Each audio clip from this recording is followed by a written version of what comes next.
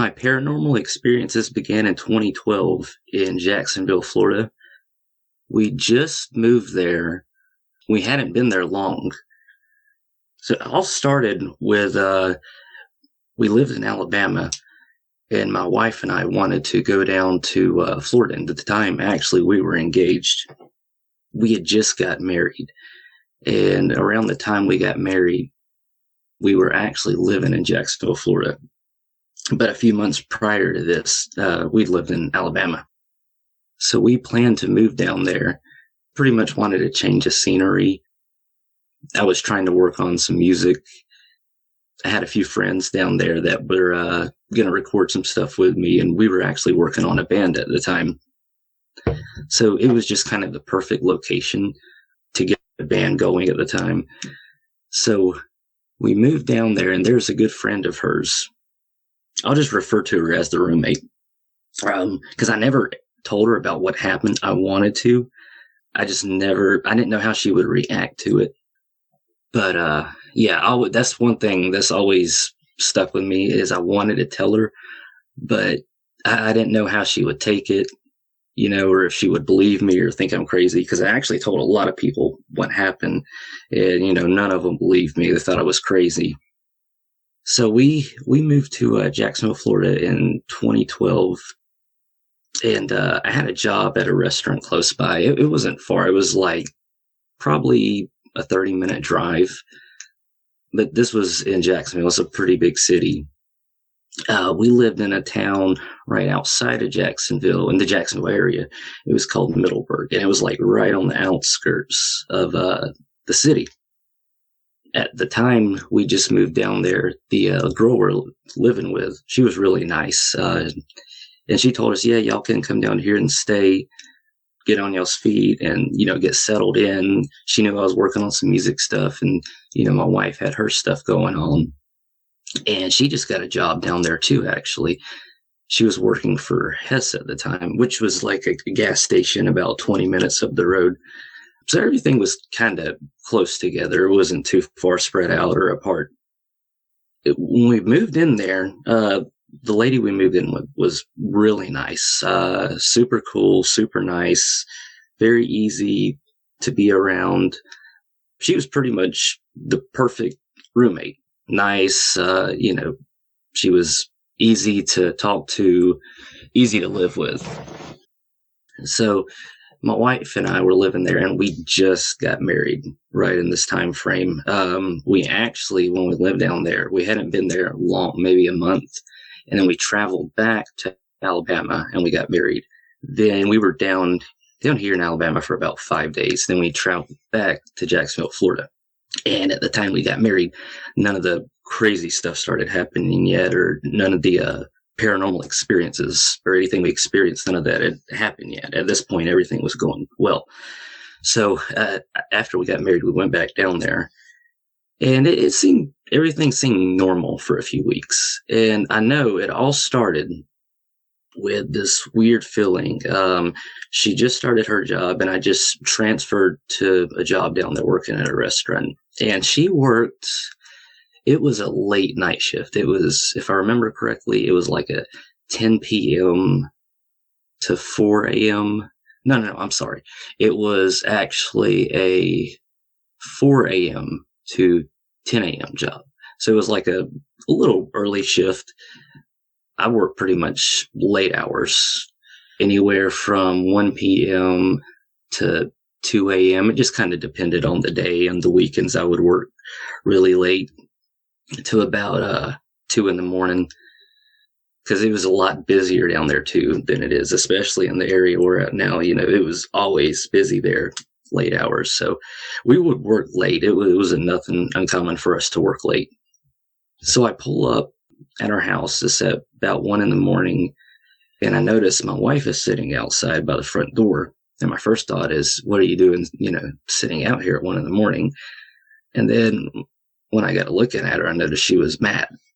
She had this frustrated look on her face. So I asked her, I'm like, what are you doing out here? And she comes up and she says, you ain't going to believe what happened. She says, I walked outside and the door just slid shut behind me. And I believed her at the time. But I thought, maybe she locked it, and from what she told me, the door slid shut, and it was a glass door. So the door slid shut and it locked. And, I believe that the door slid shut. I figured maybe she accidentally locked it when it shut. Or, it was just a common mistake, locking yourself out. But I still thought it was weird, the fact that the glass door just, kind of slid shut like that. So this is the third incident that we had happen. The first one was laying in bed, and that just really uncomfortable feeling that somebody's watching you, like you feel somebody there, but you don't see them. And it's just that feeling you get, like somebody standing behind you, like you're being watched, but you don't see anybody. There's just a very uncomfortable feeling. So that was the first experience. The second experience, and that one I just tried to shake off, tell myself I was just being paranoid. Then the second experience was my wife being locked outside. So that's two things that happened. And that's crazy. There's no way around that. What happened, the fact that the door just, for one, the glass doors, they aren't light, and it's not like the wind just blew or anything like that and just blew it shut, because they're sliding. So whatever it was, definitely the door didn't shut by accident. It's definitely had to be slid by something and locked by something. And that's something that kind of stuck in my mind about it. And to me, that was just kind of eerie and odd. So the third time when it happened was my roommate was out of town at the time for some kind of business with her job. And her boyfriend used to come over every day with her. And he'd hang out a lot. He was a cool guy. And she had a few other friends over. Some of them were from work. Some of them actually played in a local band that were really good. Yeah, she had company a lot. And we go out there, and speak to them sometimes. Some of them were our friends as well. So it wasn't uncommon for her to have people over, especially late at night, or into the late hours. So this weekend that this happened, she was actually out of town. If I remember right, she went to Georgia for some kind of business meeting with her job. So my wife's in the bedroom. Then in between the bedroom she's in and the bedroom I'm in, her bedroom's on the left and my bedroom's into the far right. Not the bedroom, excuse me. The bedroom that she's in is into the far left. The room I'm in is just a little office area. It had a computer in it. And I know her boyfriend, he kept his bass in there and he had his music equipment in there, and I put mine in there. And it's just, it was a good spot we'd practice at or jam out at. I was in there on the computer, and at the time there's a band I was working with, and we were trying to come up with a logo. And I was just playing around with some fonts and logos on the computer. And I was trying to piece something together. So I'm just playing around with it and seeing what I can come up with. I remember I was lining them up, the logos, and I remember this happened right when I did this. It was almost like it had a response, some kind of response to it. But I lined something up, and it makes the shape of a cross. And I thought it was kind of cool for a logo, but I was just playing around with fonts and stuff and seeing what I could come up with. And right at the time, it made a cross. I remember hearing my roommate, and I'm thinking, oh, she's been late. Okay, she must have got home early. So I hear her talking a little bit. Then I hear her boyfriend talking to her. And I'm thinking, okay, so he's come over too with her. So I hear them talking back and forth. My first thought is, what are they doing back already? Especially, this late, because they're not supposed to be back at this point for at least another few days. So I heard them in the living room having a conversation. I'm thinking, okay, they just didn't come in here. They didn't want to bother us. They probably think we're asleep and we got work later. So they probably just didn't let us know they got back early. I'm in the room and I'm thinking, well, I'll go out there and speak to them, see how everything went, and, just check on them. So I go in there, and I kid you not, right when I walk out and I look in the living room, there's nobody in there. And that was very freaky to me because you hear a full-blown conversation going on back and forth between the roommate and her boyfriend. She'd say something, then he'd say something, then she'd reply to him with something else. So you hear a full-blown conversation going on. And then when you go in there, there's nobody in there. So that really freaked me out. I'm not going to lie. So I turned around at this point, and I don't know how I did it, but we had 2 big box fans snacked up because the AC was broke, and we were in Florida, and this was like mid-July. So you can imagine how hot it gets there, especially in the summer. So we had 2 big box fans like right in the doorway of the room we were sleeping in to keep the airflow and to keep it from getting stuffy.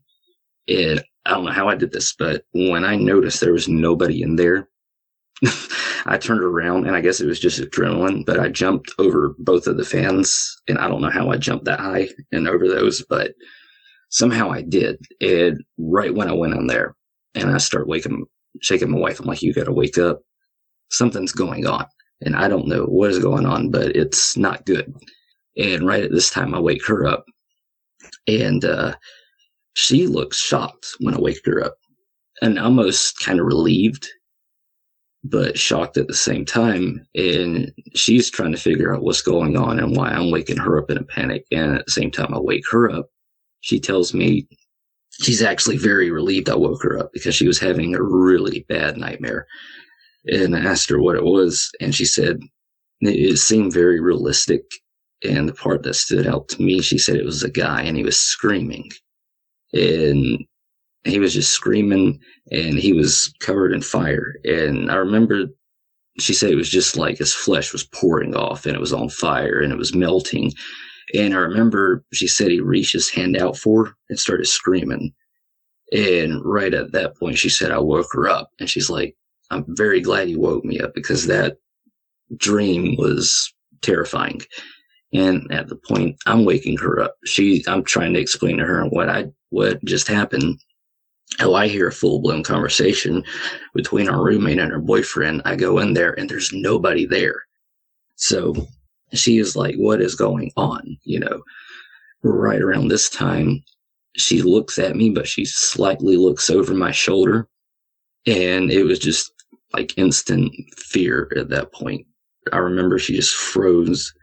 She held her head down like she'd seen something very, very bad. And I know whatever it was, it just bothered her. And she don't scare easy. It had to be something definitely frightening. And for a minute there, she was just upset, and she didn't tell me what it was. And I was trying to get her to calm down and tell me what she had seen. And right at the point she's starting to calm down, I just start hearing bow, bow, bow, bow. Just stuff in the kitchen. And it sounded like somebody was going in there just knocking dishes over, knocking pots and pans around, just causing a commotion. Almost like somebody's just throwing a big fit. So we hear this and we're like, whoa, what is this? So it just kept happening, and it got louder.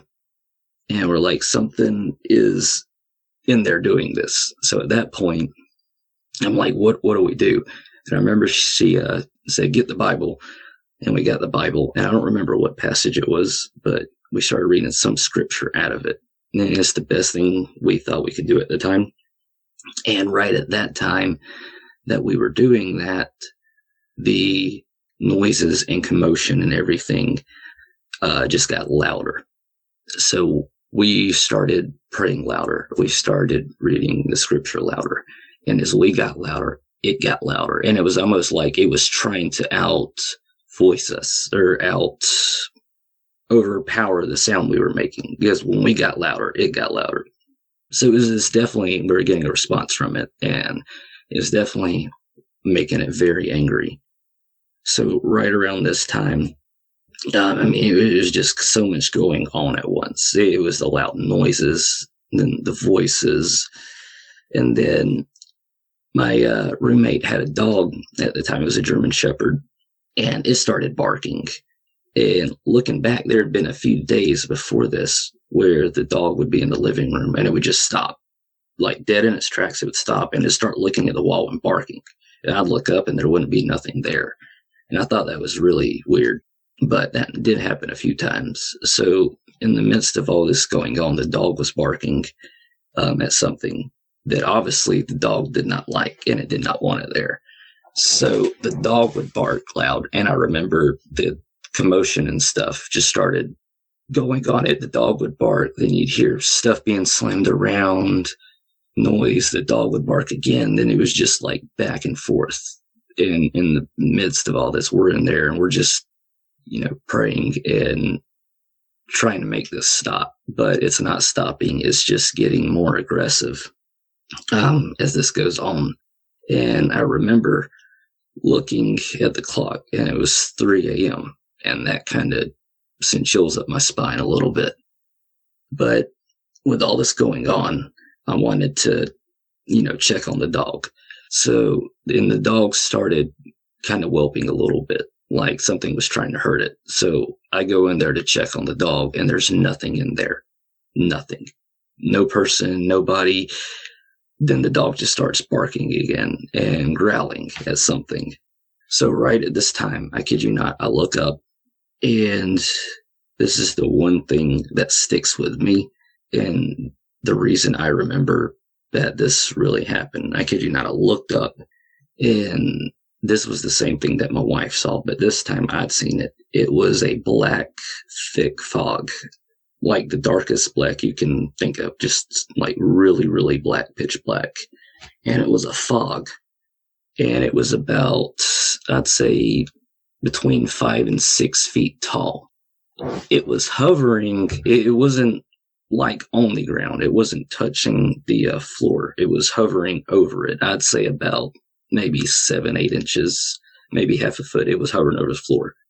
And I remember that it wasn't touching the ground, but it was like a big black fog, and it was in the shape of a person. And it was almost like, it's hard to explain, but it was pitch black, and it was like a fog in the shape, in the outline of a person. When I looked at it, it had red glowing eyes. And I remember just staring at it and looking back. It only lasted a few seconds. It seemed a lot longer, but I remember looking up, and I see this big black smoky figure with red glowing eyes, just looking like it's looking right through you, piercing red eyes. And I remember I just locked eyes on it, and it locked eyes on me. And this happened for a good, I'd say, 3 to 4 seconds. I remember seeing it on the right side of the kitchen over by where the sink was. And I remember it was just really slowly moving, not walking, just almost like it was floating, levitating from the right side to the left side. And as it was doing this, it was moving from the right to the left, but it was looking dead at me the whole time with these red glowing eyes. And that sent chills up my spine, seeing that. I'd never seen anything like that before.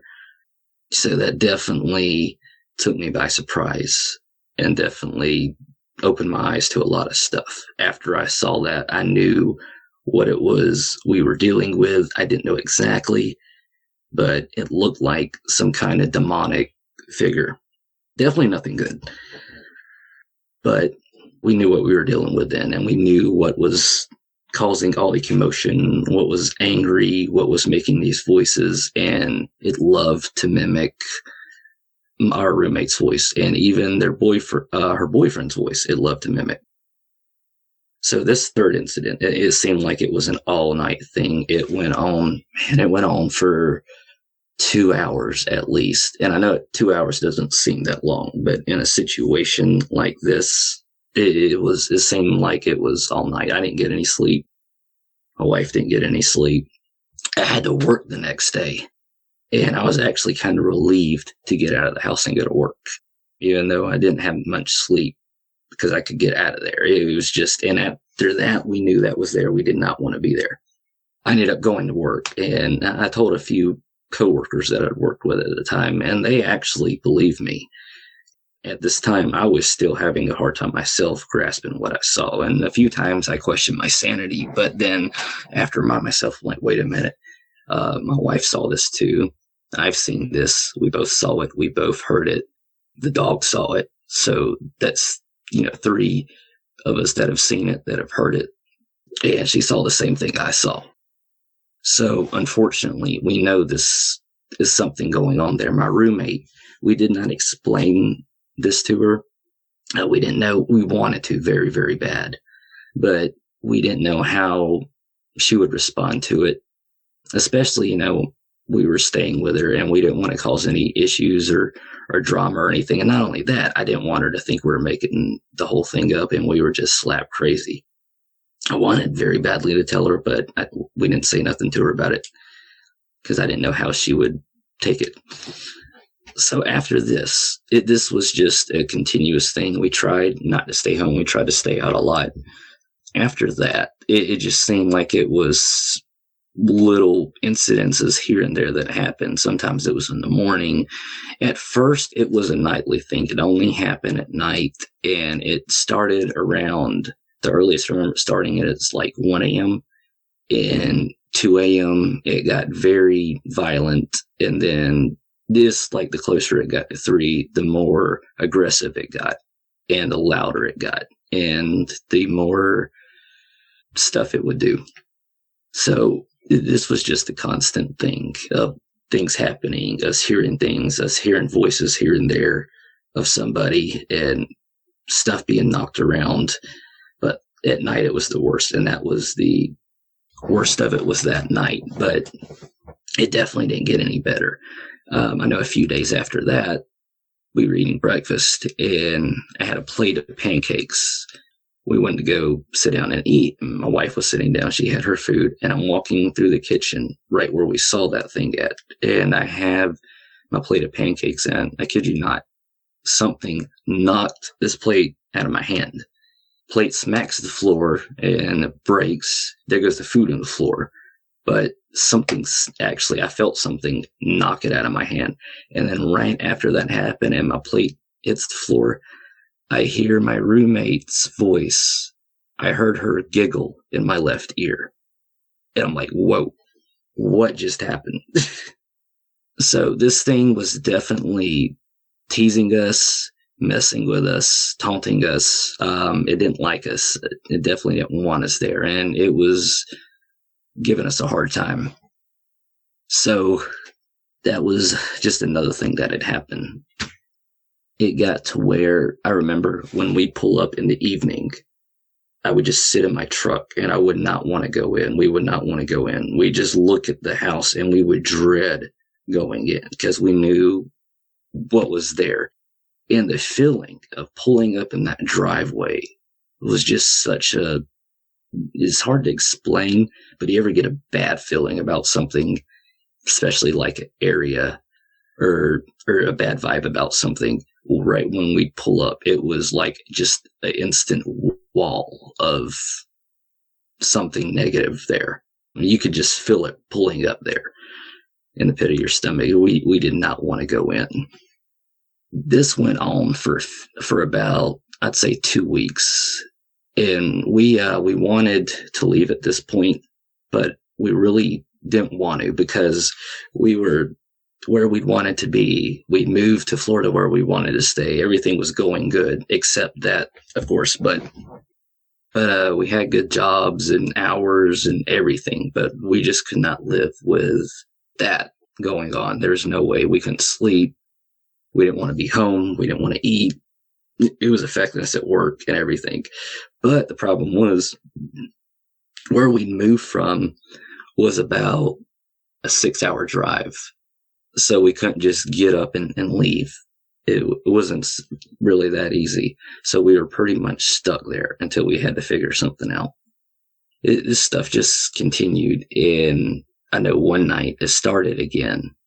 And I'm like, we got to get out of here. I can't do this anymore. So at the time, I had a guitar. Really nice guitars. Actually, the first guitar I ever bought with my first paycheck right when I got out of high school. Because this happened, I was about 22. when all this had happened. And my wife was 25. Yeah, she was 25 and I was 22 when all this had happened. But yeah, I bought this guitar with my first paycheck. My first guitar was kind of special. It wasn't something that I would just easily get rid of or do away with. First guitar, and it was really nice. So it wouldn't tell you how bad we wanted to get out of this. I took the guitar and we went to a local pawn shop, and we walked in, and I told the guy, I was selling it or pawning it, and he said, "I'm sorry, man, all I can give you is 50 for this." And I said, "I'll take it." And I remember he looked at me. He was just kind of surprised, like, "You're really only going to take $50 for this?" And I said, "I'll do it." I was just desperate. We were desperate to get out of the house we were in. So unfortunately, I sold it for $50, and I was willing to take it just to get out of there. We took the $50 and we got a cheap hotel room, and we planned to come back to Alabama. We didn't want to, but we couldn't live like that. There was just no way that was happening. So we got a hotel room. I remember I could talk to some family and everything, and we planned to leave. Our roommate, we told her that we just, had some stuff going on. We had to go back home. It was family related, because I didn't want to tell her everything that had happened. But we made plans to come back home, and we did. And the thing that drove us nuts is nobody believed us about anything that had happened.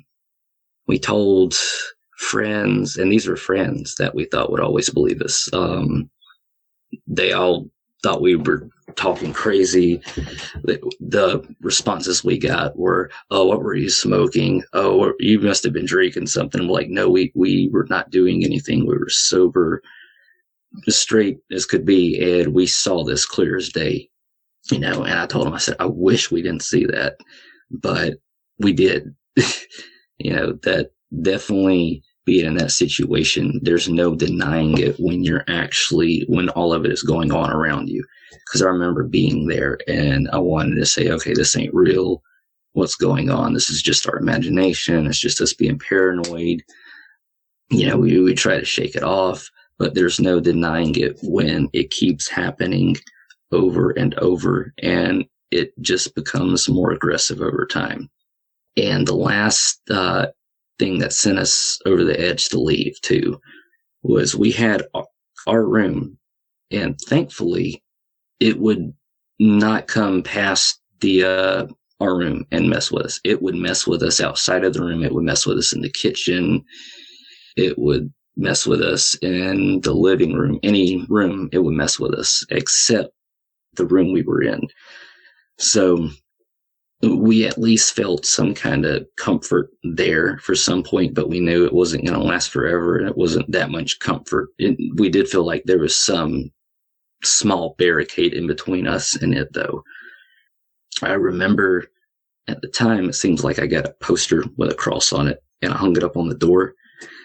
I guess that kind of helped maybe keep it away a little bit, but it pretty much had the house, and we were just in this one room, and it wanted us out of there. And we wanted out of there too. It was just having the ways out of there, especially when we lived about 6 hours away from home. So we ended up moving back, and nobody believed us. And these were friends, really good friends, her really good friends. They all thought we were crazy. There was a few people that believed us, but not many. I really hated the fact that nobody believed us. And the responses we got were, "Oh, you're crazy. What were you smoking? Oh, you're probably drinking something. Oh, you're probably just hearing things." It was always that. And we would explain, "No, trust me, we saw it clear as day over and over and over. This definitely happened. We did not make this up. It was not fake." We left where we'd always wanted to move to, because we'd always wanted to move to Jacksonville, Florida, and we finally get there, and we finally get where we want to stay.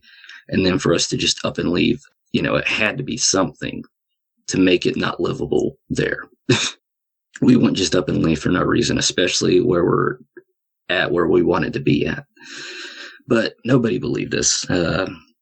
So that kind of drove us crazy. The fact that nobody would take our word for it. They thought we were crazy. They thought we were making it up, and we weren't. But those were all the responses we got. So some time had passed, and of course this had happened. Nobody had believed us, and we wanted to prove it. I wanted to prove it really bad, especially being called crazy by the few people we told, and people saying we're making up. I'm like, we got to prove that we're not making this up. So we still actually kept in touch with her roommate down there because she was a good friend of ours, and we wanted to check on her, especially with all that going on. But she never experienced any of that. She never mentioned any of that happening. I don't think it did. Maybe it did later on after we moved out. But I know we did keep in touch with her, and she never mentioned anything like that because we wanted to tell her. But we didn't know if that would be best to tell her that, how she would take it, or how she would react or respond to it. So we kept in touch with her. And a year later, we got the idea to go back down there, get a recording of this, or try to get some kind of proof of it. So we planned a trip down there, and it was my wife and I, and this time a good friend of ours at the time. He believed us. He was actually one of the only ones that did believe us, and he said he would go down there with us and check it out.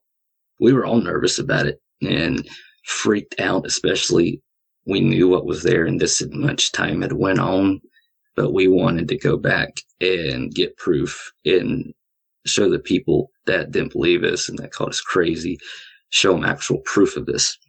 So we go down there, and this was about a year later. We go down there, and we decide to stay in the same room that we stayed in. She's like, yeah, come on in, stay at the same place, that y'all did. And we stayed there for the weekend. Well, we didn't tell her that we were going to try to get proof of this. We were just going to try to get some kind of recording or something. I remember the first night there, it was my friend and I, and it was my wife too. We were in the room. It was dark. Of course, we were listening for anything. And at the time, I had some kind of recorder on my laptop. And this was about 10 years ago. So recording devices and stuff we had back then, unfortunately, weren't as up to date as they are today. But we did have a standard recorder, though. So we're in the room, and we would record. Then for about 30 minutes, we'd stop it, go back, play it, hear if we heard anything. Then we didn't. So then we'd play it again. And finally, after doing this for a few hours, when we go back and played it, she actually had hardwood floors. And if you know how it sounds when you walk on hardwood floors, you can kind of hear the footsteps. Well, we're playing back the recording, and we hear footsteps. And it was really eerie because the way you could hear the footsteps were, it was circling where we were walking, because you could hear it. It would start off like it was to the left, and you could hear it more, and it would sound like it was more across. And then as it went on, you could just hear almost like somebody was walking in a really slow circle, just circling around you.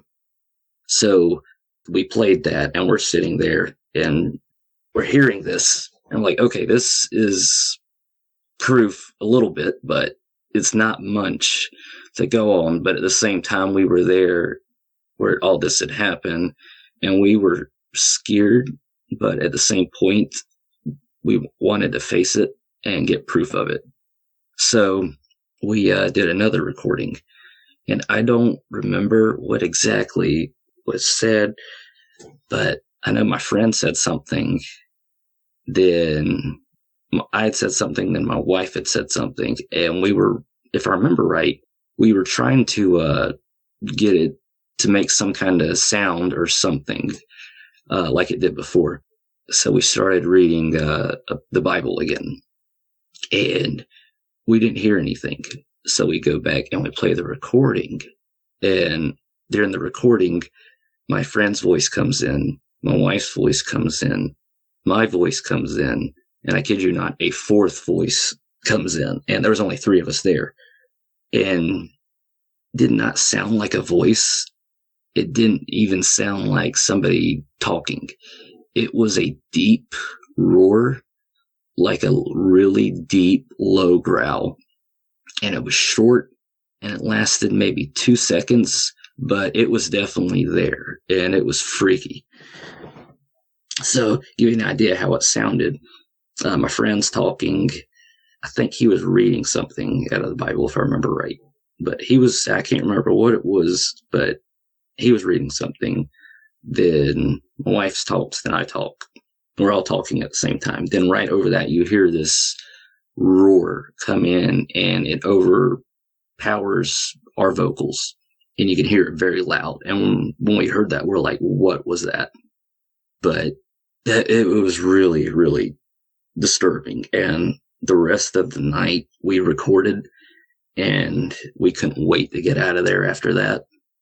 But we did have some kind of evidence and proof that this had happened and that there was something there.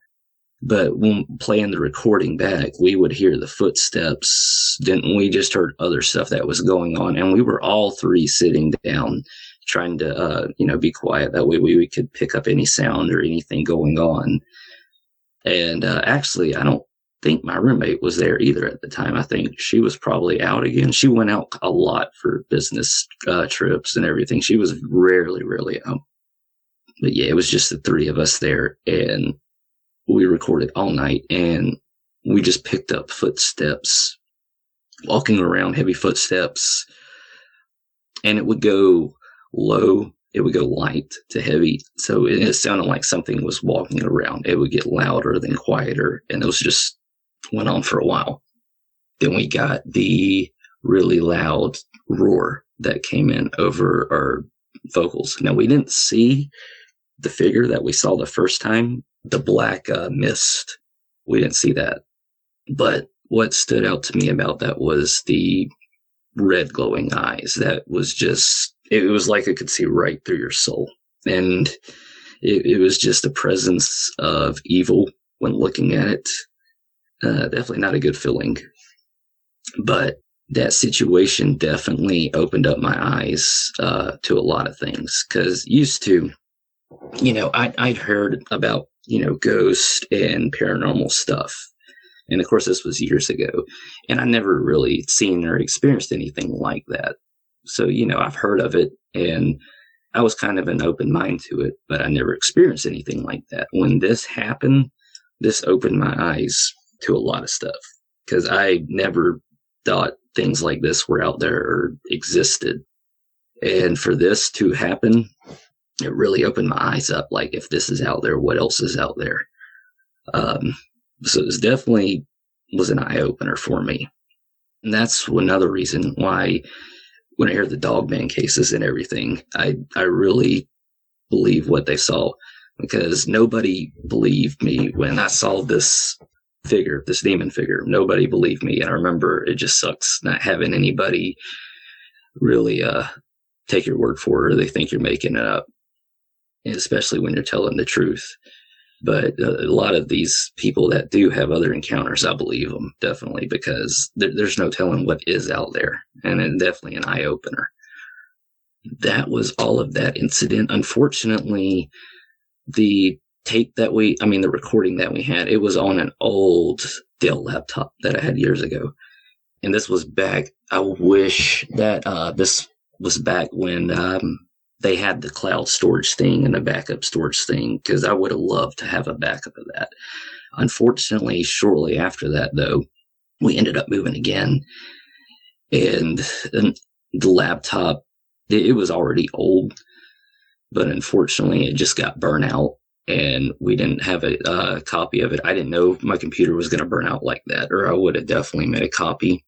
And this was back before, like, Google storage was a big thing, and cloud was a big thing, so we didn't really have backups of it like we did today, unfortunately. But I did show a few people that recording, and they said it sent chills up their spine hearing it, especially when you hear that deep voice come in over it. That is just really eerie hearing. I wish I still had access to it.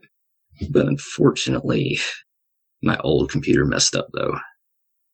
That was it for that encounter. And that was definitely an eye-opener and an experience.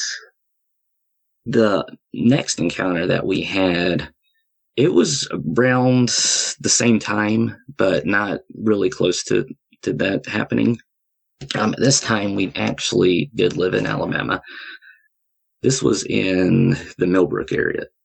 A friend of mine, and this was another roommate situation. Our roommate situations haven't been too too good when it comes to paranormal stuff. I don't know how we always wind up in these situations, but this is the second time it happened, especially with a roommate thing. There's a good friend of ours, and she was looking for a roommate. And at the time, she'd only lived 5 minutes from the little restaurant that my wife and I worked at. So it was just a little restaurant, and it was about 10 minutes down the road is where this roommate lived. And she was looking for a roommate, so my wife figured, we'd stay there and roommate with her. It was a good spot. It was like 10 minutes from work. It was close to everything. It was just really convenient and everything. So the house this lady lived in, it was a trailer, a double wide, and the trailer the roommate stayed in was actually out in a wooded area. There wasn't a whole lot around it, mostly just woods, trees, and of course, go 10 minutes up the road, there's a few restaurants and everything, and then the spot we worked. So this trailer that she lived in, apparently, and I never researched this, but I know a lot of people told me this, and a lot of my friends, apparently, before she lived there, the roommate, there's a couple that live there. There's a guy and a girl, and they were younger. I'm thinking early 30s, if I remember correctly. Now, I never researched this or looked into it, but I did have a lot of people tell me this happened at this house right there. And this was several people, even people I worked with, asked me where I'd stayed, and I'd explain to them. They're like, oh, well, that's where such and such happened. And what had happened was there's a guy and I think his fiance, and apparently they got in some kind of fight. I'm not sure what had happened, but it was a verbal exchange, and they had a shoving match. And apparently what had happened was she pushed him, he pushed her back, and when he did, she fell and she hit her head and unfortunately killed her. Those were not his intentions, but he freaks out, and apparently I think he buried her body in the woods close by. And after that, he ended up being, of course he got caught, thankfully, and he was charged with it. But apparently that is the story, what had happened there. So my wife and I were there, and the lady that had also stayed there was gone, and she never mentioned any experiences or anything there. Now, there's another friend that we had, and she would come over. She was actually friends with a roommate, and she said she didn't like staying there by herself. She said she always got a weird feeling. I definitely can understand that. So she just always got a weird feeling. She didn't mind being there if, the lady was home, the roommate, or we were there. She just didn't want to be there alone. She said she just didn't get a good feeling about it. So my wife and I, we were in the bedroom, and I remember we were playing a song, and this was on a CD player, portable CD player. So it was like the little boombox stereo systems. It was really small, but puts out a decent amount of sound. So we had a CD, and I remember we're in the kitchen, and we just hear bam, bam, and we're like, whoa, what was it? It sounded like somebody just charged straight through the wall, and it sounded like they charged straight in, and it sounded like they came in with a jackhammer and just knocked the wall down or something. I don't know what it was, but it was loud. They were like, what was that? It was just a loud crash. So we go in there, and the stereo is flipped upside down across the room from the dresser it was on. The CD, and this was the really odd part, the CD was slung out of the CD player, the stereo, because it was a bigger CD player. It wasn't one of the small portable ones. This was a decent sized one.